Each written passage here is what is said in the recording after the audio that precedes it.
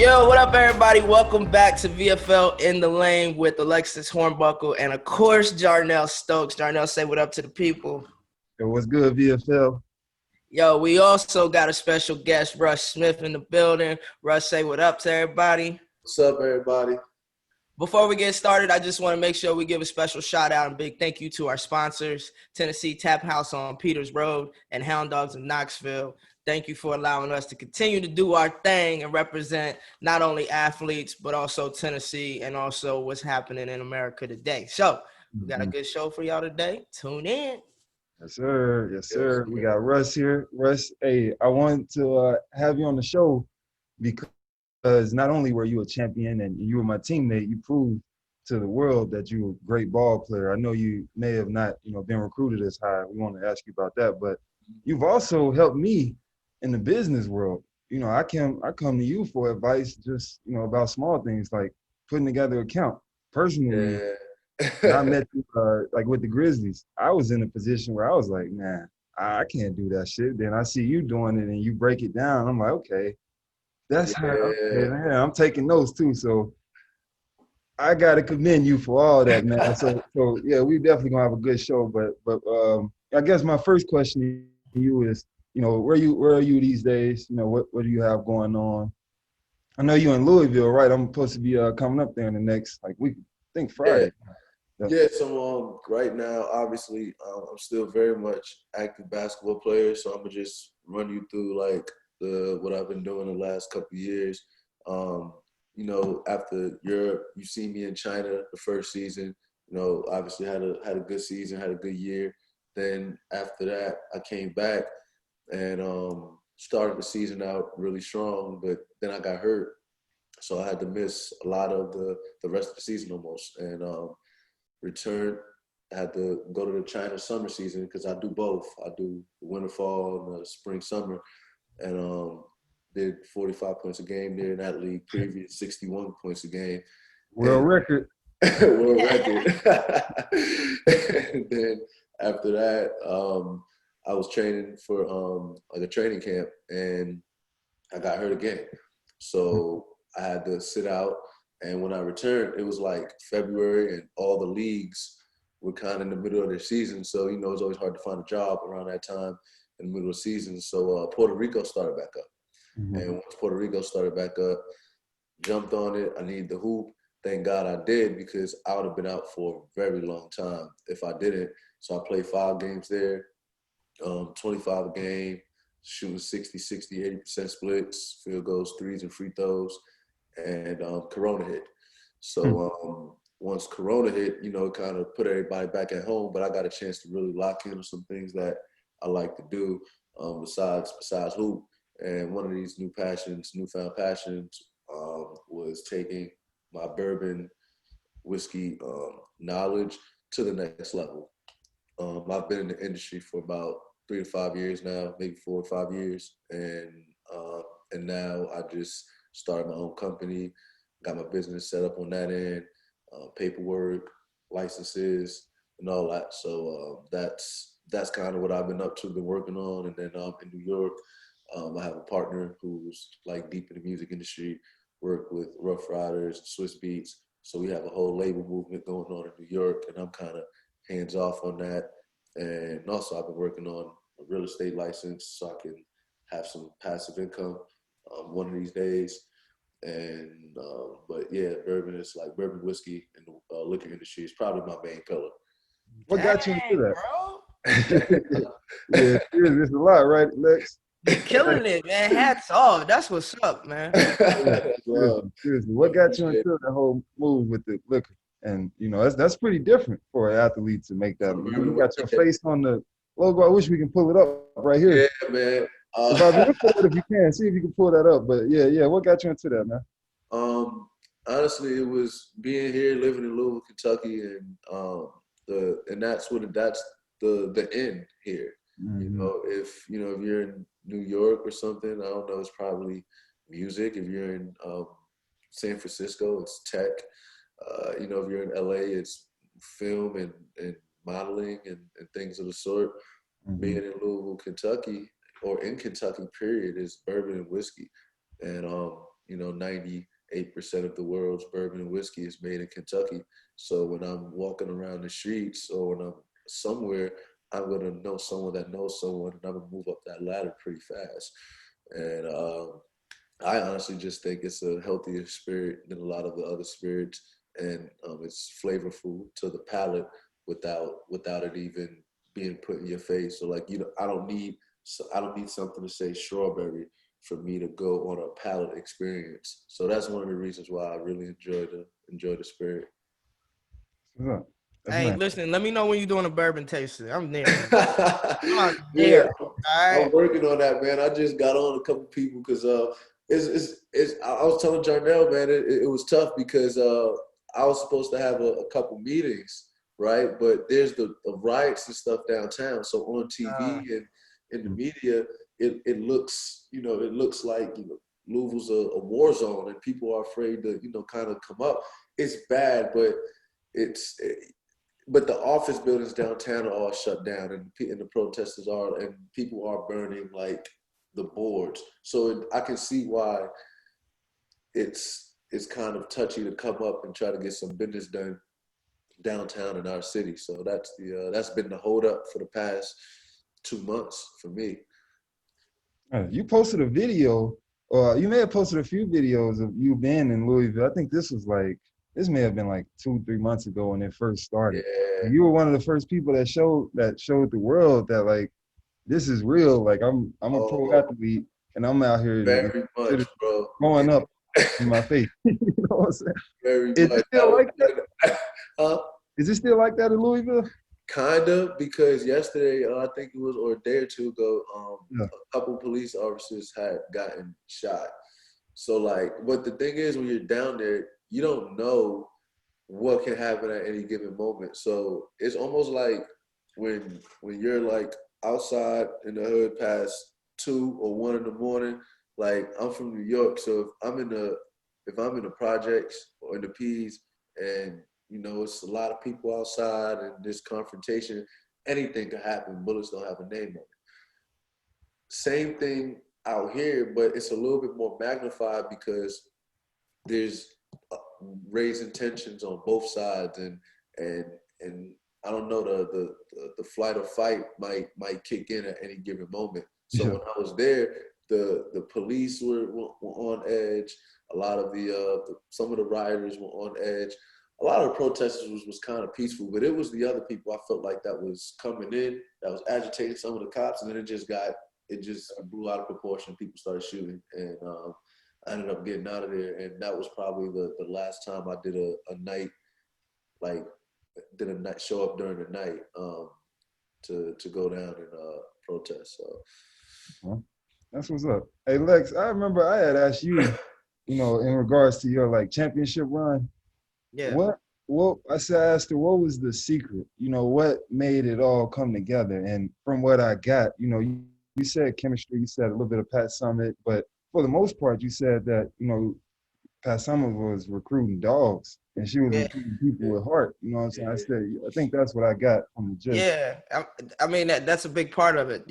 And when you're a Division I, especially a top Division I, you're going to get the All-Americans, signed to the school. You're going to get people that know how to hoop, play the game, but they got to want to win by any means necessary. Like, they got to be willing to do whatever work it takes to be champions. Mm-hmm. So, I think that was, everybody wanted that. Like, we came there to win. So we were willing to do whatever it took. So having that common goal just made it a little bit easier for us to fight year after year to try to get those championships. That's valuable, because I grew up a fan, so now I'm sitting here in the insider knowledge.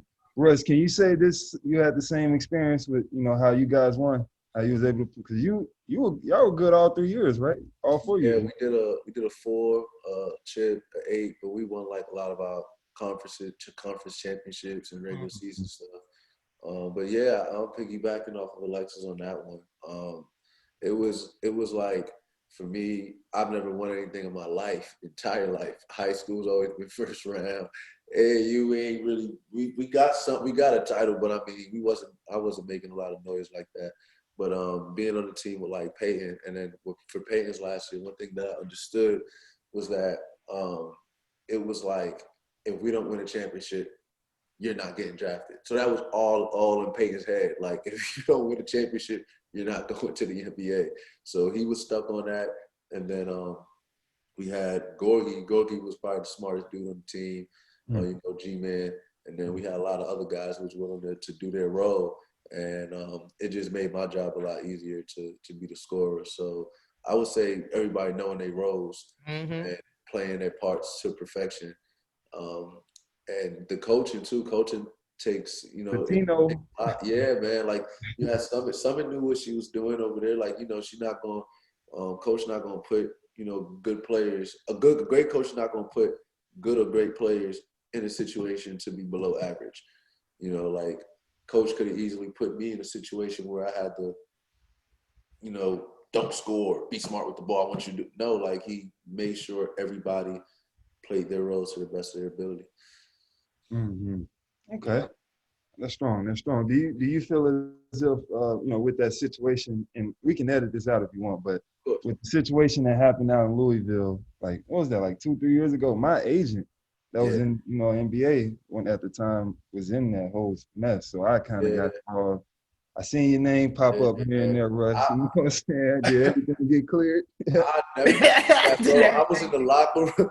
Of course, I got my papers that says, like, I'm fine and my numbers are good, and I'm good for retiring. Cause my jersey's supposed to be retired and everything, and just in general, I've gotten cleared of all that. But that whole situation was so wild because.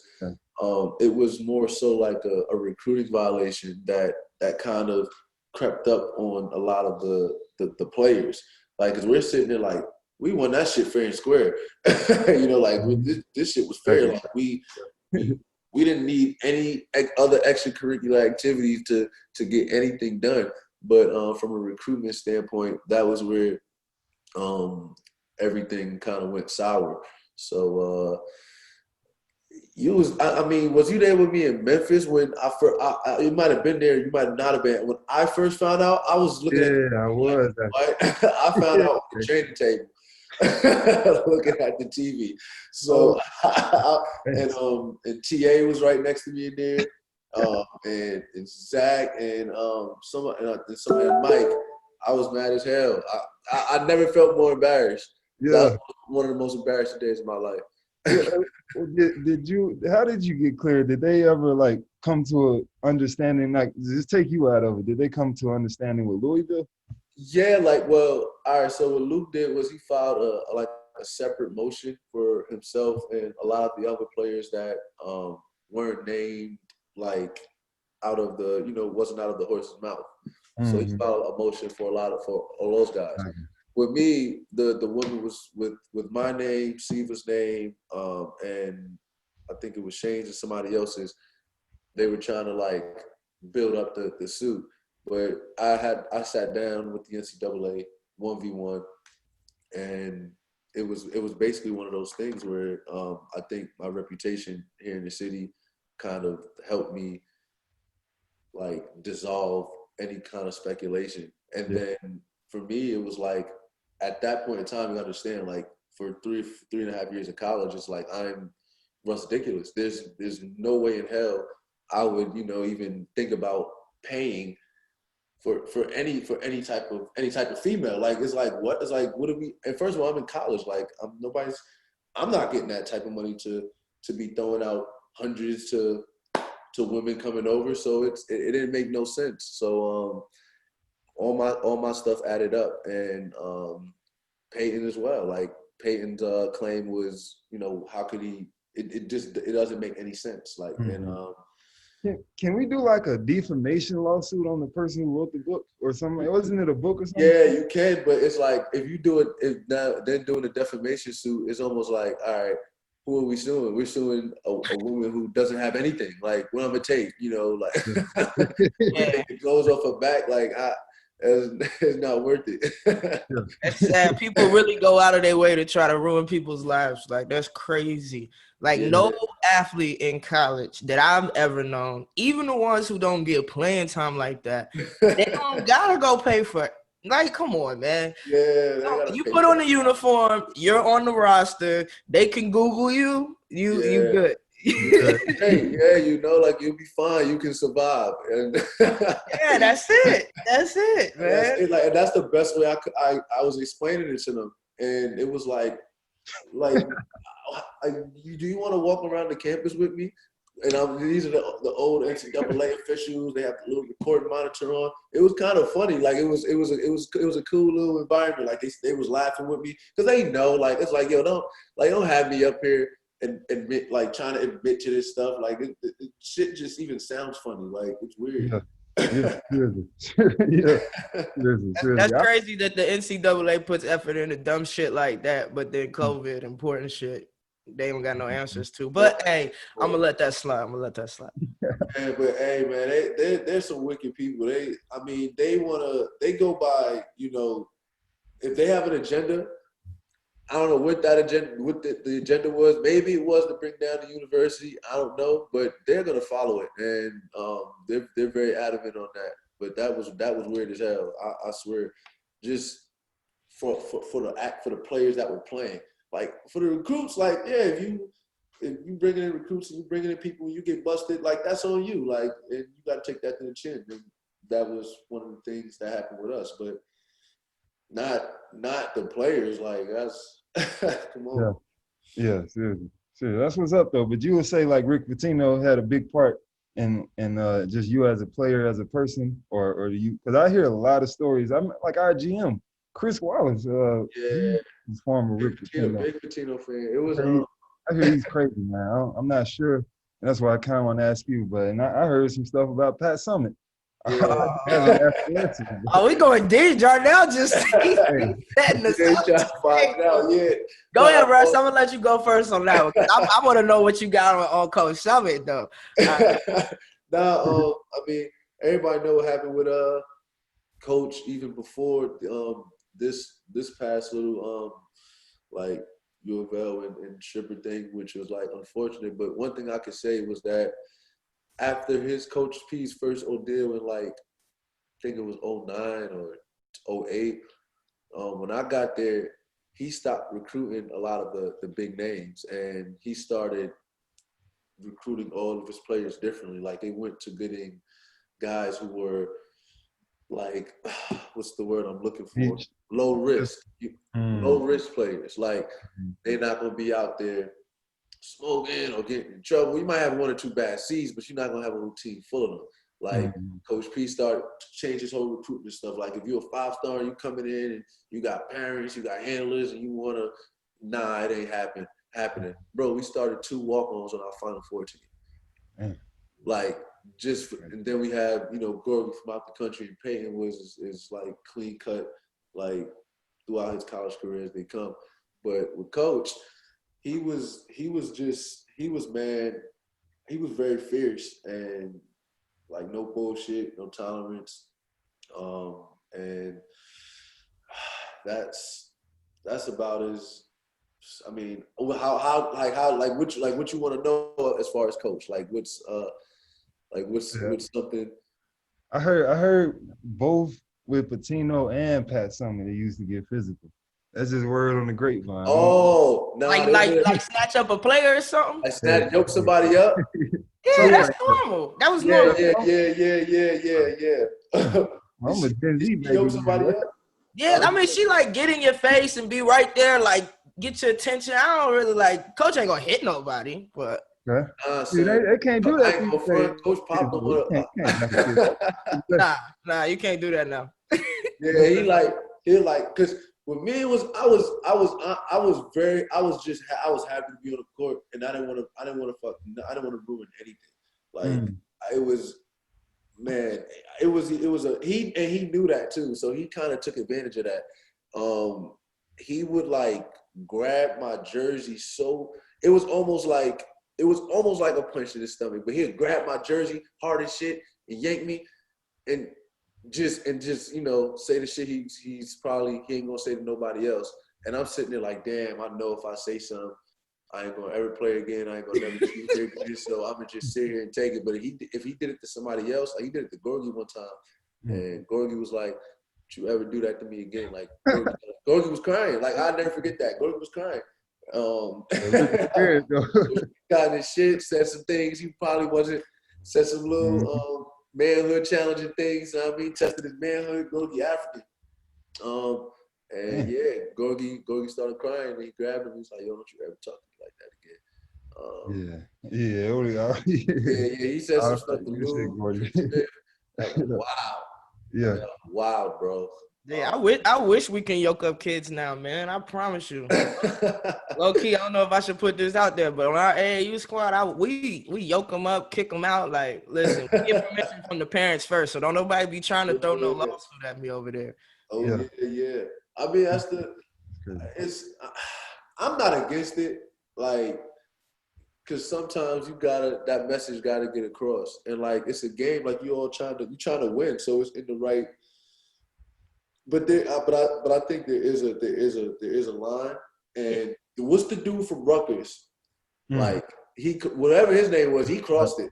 Yeah, because hair or something. Because he was throwing the ball at the players. Oh yeah, I remember that. Yeah, you don't remember that? Like that was the line that was crossed. Like there's certain lines that you don't cross, and one of those dudes crossed it. I can't remember his name. But. I remember the story. I can't remember his name though. Yeah, like he did that line. Yeah, cool. Grab my jersey or whatever. Like, give me a little push. Like, come on, like get whatever it is. But you start throwing the ball at people's heads and you start snuffing people. Then like you're gonna have to get what's coming to you. Yeah, somebody's gonna swing up because I know you ain't throwing no ball at my head. Not when I was, not the way I was in college. It was no chance. I lost my scholarship on spot, bro. Like, definitely Jarnell. Jarnell nice as hell, but he don't let a lot of things slide either. You just can't. You can't do it. Remember that situation with Kayla? Have you talked to Kayla? Oh my God, I remember that. Listen, I swear to God. Here's probably one of my famous quotes. If you pick your matchup, that's your matchup. I'm not coming to help when you pick them. If you pick them, that's you. That's got ugly, man. In short, though, I got into it with a teammate, and it made national attention after a fight. But it was in the G League, and when I got back to the locker room, they were calling me. They like what you call it, Zebo. What was the? They gave you the belt. Yeah, they put a belt in his locker. They called me Rocky Top, something like that. Oh man. Yeah, it was like some gloves and shit. So I had to carry that in my locker for a month. Yeah, like if he'd have went back to the Spurs locker room or the Orlando Magic locker room, everybody would have been like, "Damn, man, that's sad." Like we in a Memphis locker room, it's a totally different environment. It's Matt, it's Zebo, it's Tony. I thought I was rocking with him. Like, yeah. I thought I was in trouble. But let me ask you this, man. And we don't normally talk, well, we have been lately because it's the hot topic. I don't like talking politics because I have my own viewpoint, and then sometimes it causes a lot of confusion. So let me just ask you, what's your thoughts on the Black Lives Matter movement, and are you voting this year? Of course, I'm definitely working on voting this year, if I can control it. But one of the things that's very interesting is that my stepmom, she's in the force in New York. My dad has done a lot of work with the police and the community to better it. I've partnered with police when officers have died or passed in a pursuit or unwanted shooting. But here's the main problem. Like, the problem is the way a lot of these officers or these white officers are bringing in these domestic terrorists, the Dylan Roofs, the Kyle Rittenhouses of the world, and whoever else they may be that's shooting up schools, shooting up the churches. The way y'all bring them in, bring us in. Point blank, period. That's the problem. The way y'all bring them in alive, the way y'all patient with a lot of the terrorists, the domestic terrorists, bring us in the same way. And that's where I stand on the Black Lives Matter, because we need cops. Like, we do. We need cops. We need control. We need organization. We need people out there patrolling and policing. We need that, because if there's most of the time there's domestic abuse in the Black community with females and their boyfriends, and who do they call? They call the cops. So you want them to feel safe to come in our community, and you don't want it to get to a point where, because the neighborhood I live in Kentucky, you know, is rich and there's a lot of white people. They're going to pay for the cops without a problem, and they're going to pay for it because they want them. So you don't want to have a divide between cops from the high class to the middle class, middle class, and then the low class. You don't want that divide because that'll only make things worse. And I do believe that the injustices are very, very real, and that's one of the reasons I live in Kentucky. A lot of people know me here, Kentucky, West Virginia, Indiana, so I can get away with some stuff. Like if I get pulled over, if I'm going too fast, like people still know my name around here and know my name around here. But if I go somewhere else, sometimes it's a fair ball game, and I don't know if I may slip up or do something if I'm going to make it home. So there's always that thought in the back of my head as well. And I just and one of the things I've done to bring awareness to the injustice was we ended up going around, me and some local attorney, and I got a court here, a big court, big playground, and we're putting a mural on the floor. We have getting the whole floor done, and it was about $150,000 project that we've executed. We've gotten the permits and the keys from the city, but even a project like that, the mayor of our city was trying to jump on that with me and take the credit, and we couldn't do it with the mayor because of obviously everything he's done here in Louisville that's been frowned upon. I mean, the first night I'm out there with the protest, bro, the mayor wasn't there. Like, you gotta be out there. Like, you know, you have to be out there with those people. And that's where I stand. It's very black and white for me, but it's also, whereas we do need the cops and we do need to let them know that you got to bring us in the same way you guys bring in people of other color, and that's where I stand on it.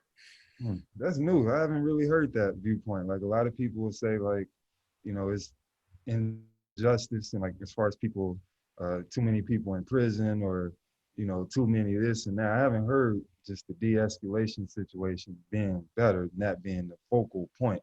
So that's strong, man. That's a new viewpoint. You feel like the mayor should be there? Is the mayor like on like the Republican side? Because I'm hearing similar things around, you know, when I hear like a Republican state. Yeah. This is very much so like a Republican state, and the state has a lot of power. I mean, you take a look at who was running here. It was Charles Booker, and he was the closest that we were ever going to get because he got a lot of people out to vote, you know, and he only had a $900,000 budget. McGrath, I think, who was running, I think it was McGrath. She had a $22 million budget. And that's one thing about money, you know, the man who has the token makes the decisions. And that's it. Like, we're gonna let us get close, but not close enough. And it's a very conservative state, a very traditional state.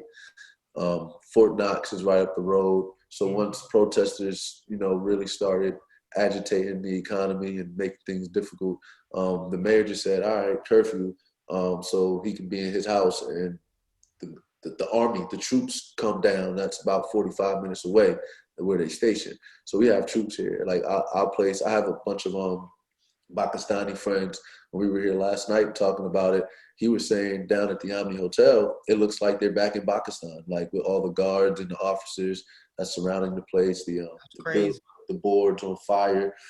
But that's what it is, man. Like, we can sit here and scream, you know, throw all the cops in jail, throw all this. Yes, maybe. You're probably right. But the problem with that is, just like how you're a basketball player, we have things in our contract that we know that we're protected. So, for example, Alexis, if you get hurt playing, you're going to still get paid on your guarantee contract. Right. You know, like, you feel me? And that's some of the things And that's some of the things that are in a lot of these officers' contracts or the laws where they're protected by it. So on paper, you cannot prosecute these officers on paper. So we're going about it wrong. You have to prosecute the people who's making the law. The law has to change. And if the law doesn't change, then nothing's going to change. And then as long as there's still settlements, like Breonna Taylor's family settled for $12 million, they're probably going to think we're going to bat an eye to the actual law. If we keep batting the eye to the actual law, it's going to just keep happening again.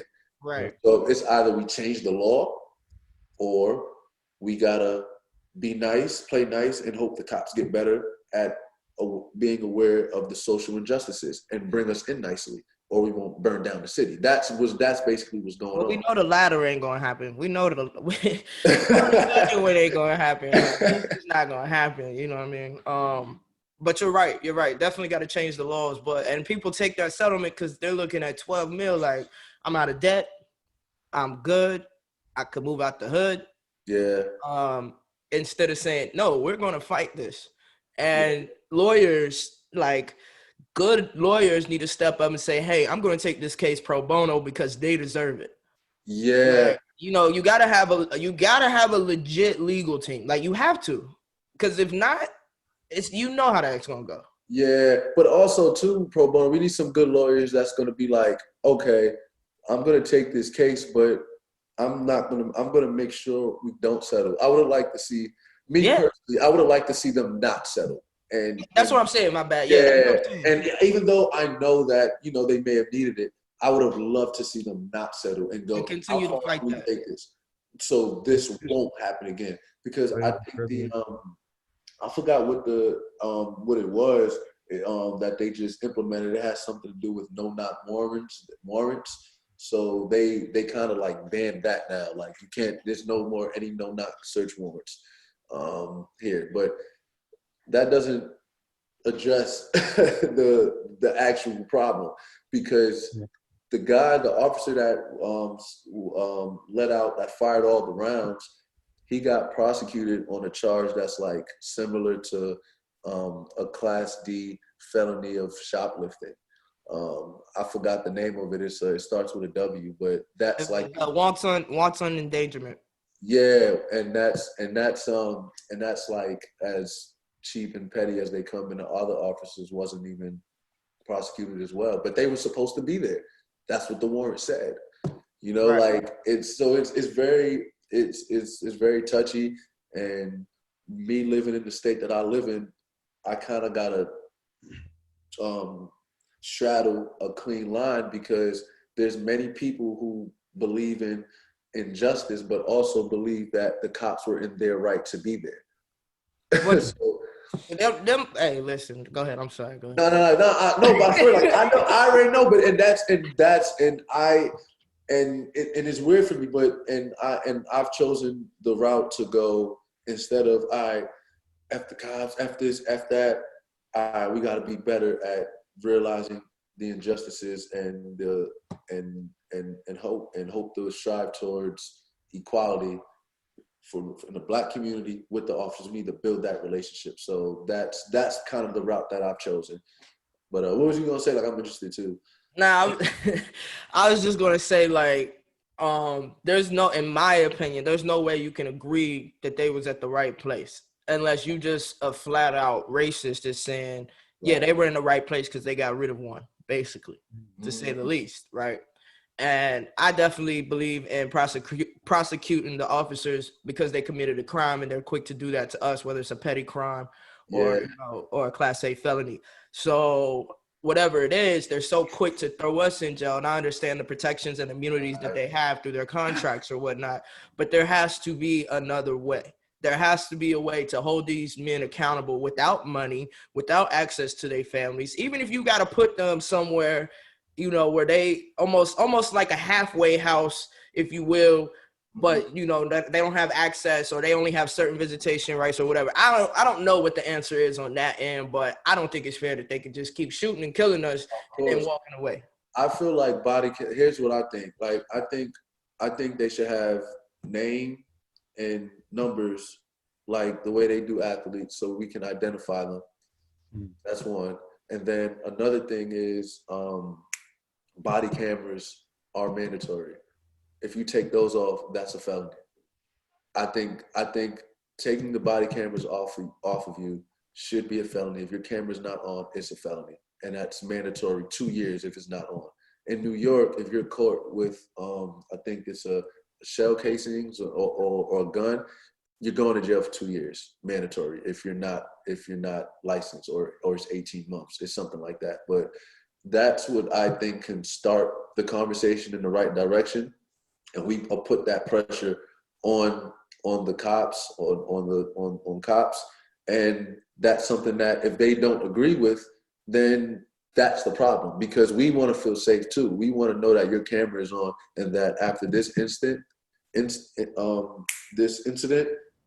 it can be brought to public attention of what happened. So if a cop pulls me over, the next day, that video should be turned in and released to the public, and so the public can make an opinion based on his job. We can grade his job, because all of our jobs get graded. If I do a bad job on the court, people see it. If someone in FedEx messes up the schedule, that's going to become public. People see when people do a bad job, and it should be the same thing with cops. Like they should be under a scope the same way the rest of society is under a scope. Did y'all hear about the people testifying that the cops never changed their story like 2 or 3 times? I heard that they were under hostage. I saw There's that. also a new video out that some of the cops went back to the crime scene, and it was. It's like, it's a mess here, bro, and here was like this was the camel that broke the straw's back. The Breonna Taylor situation, because it's been happening in Louisville for a lot, like just random shootings, the drug raids, just a lot of BS in the Black community. So this right here is just the explosion of everything that's just been built up. An explosion for sure. The way they handled it though is like they gotta expect another explosion soon, right? Honestly, man, I hope them guys play it safe, because Trump is the kind of person that I don't want Trump to make an example out of this city. And I think I don't like the gut feelings I'm getting, and that's why I'm staying far away from downtown. Yeah, I was in Portland. I got robbed in Portland, that's why I couldn't go up to Knox, y'all, by the way. I was supposed to be in Knox. Somebody took my wallet out of my car, but yeah. Keep going, bro. My bad. No, that's my worst fear. Trump waking up one day sending military, anybody out after midnight is getting shot. Like because we don't believe it's real. Like as Americans, we've been privileged our whole life, without even knowing what it's like being in Iran or Iraq or China or North Korea or Turkey and any of those places. A lot of Americans are spoiled, because when I was in Turkey, I got there after a coup, and it was people on every corner, AK-47s, don't get in groups. We're shooting in crowds. Like I was there when there were explosions. So I don't want my biggest fear is I don't want Louisville to turn into that, like where I gotta see military on every highway exit, and it's just pretty weird. What's crazy is like overseas, that's so normal to me, but here it would make me so nervous. Like Israel, like you say, Turkey, Jordan, Dubai, not so much, but they strapped, they got their AKs. In Israel, after you graduate from high school, you got mandatory 2 years in the military. So it's crazy how it feels so different, even though I've been a part of both. I've been a part of the American calm, and then overseas, how you pull up in the mall, they got the mirrors under your car looking for bombs. You gotta pop the trunk. I was bugged out when they did that. I felt special. I was like, it's crazy. That Mercedes truck. Check it. check the bottom, because the president's stepping out. I felt like that's what they was on out there, though, man. Yeah, it's crazy. Yeah. It's crazy. But I could see Trump doing that same type of thing, though, Russ, if it really came down to it, especially if it's a more of a black populated community. Yeah.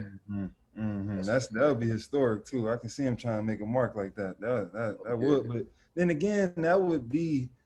It's the sad truth, but that would be what would turn a lot of people's stomachs. Like a lot of people that care about basketball and hip hop all day, it'll be like just this. Because you gotta understand too, like you know what I'm saying. Let's say we're just about to say. No, I was saying like because it was funny. I was having that conversation with one of like I was in the hospital or training facility. I was talking to somebody about this, just about I think we were about to get to. The prop, like, it's fine. We're bringing awareness, all of the athletes, but we are not essential. Like that, we are not essential. So with that being said, when Chris Paul and LeBron and Patrick, when they were all in that meeting, and that lady said, "Yeah, you can do that, but here's what's gonna happen. Like, there's gonna be a repercussion behind what you guys are doing. You can boycott. We can not play. That's fine. But what is somebody who only plays basketball? What are they gonna do? Because we're not essential.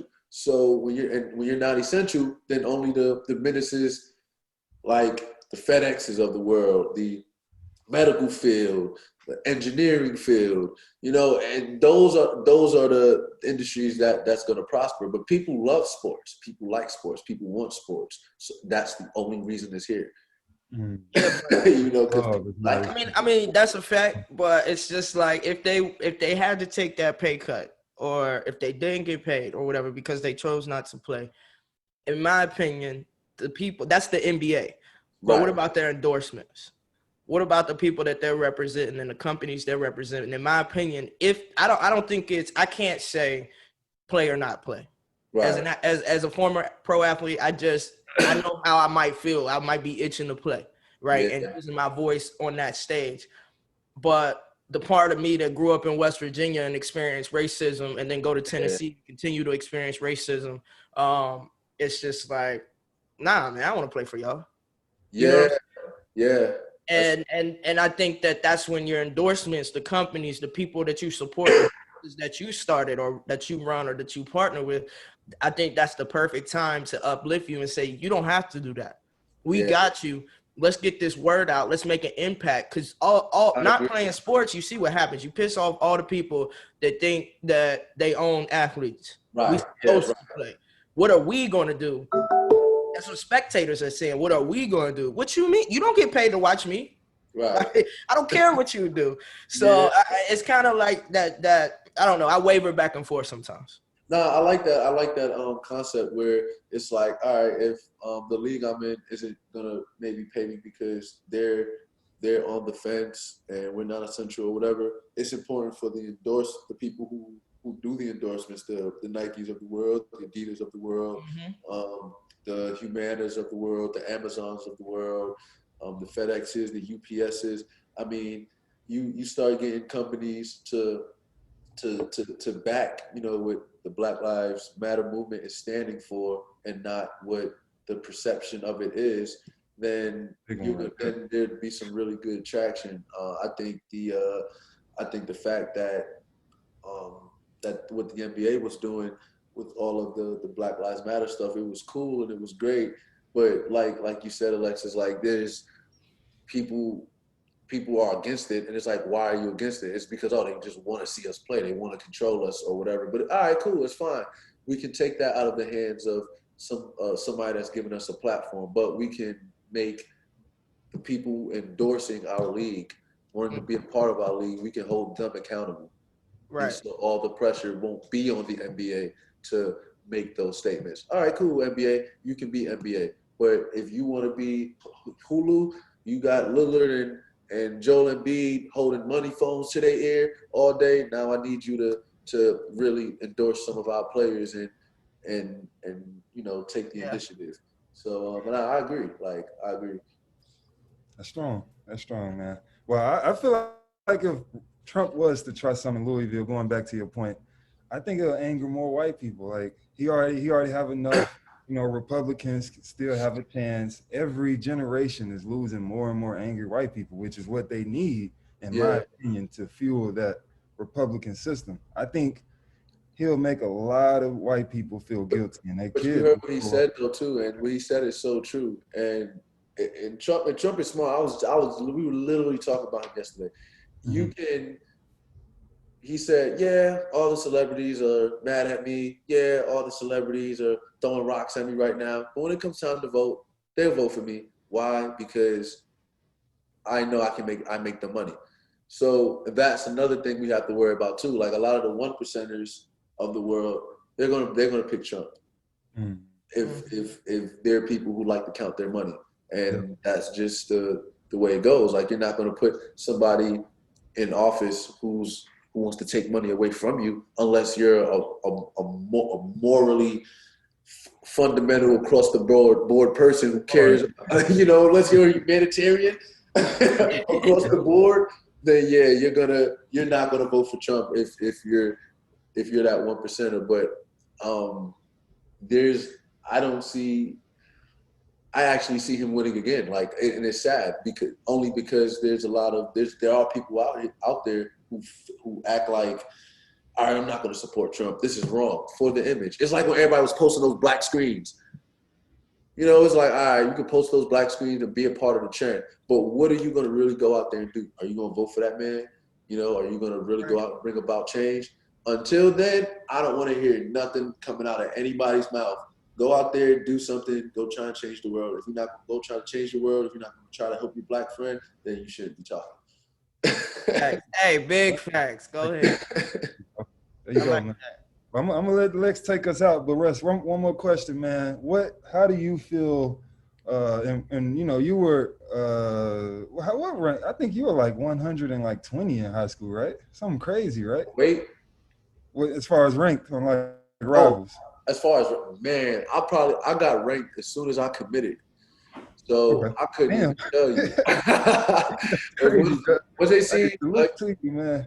Yeah, he committed to Louisville. They were like, "Oh, he must be good. All right, cool. We'll throw him on there. We'll throw him on there. We showed us we ain't gonna make the school look bad, like." Exactly. Yeah. Okay. So, what would you say to kids? Underdogs.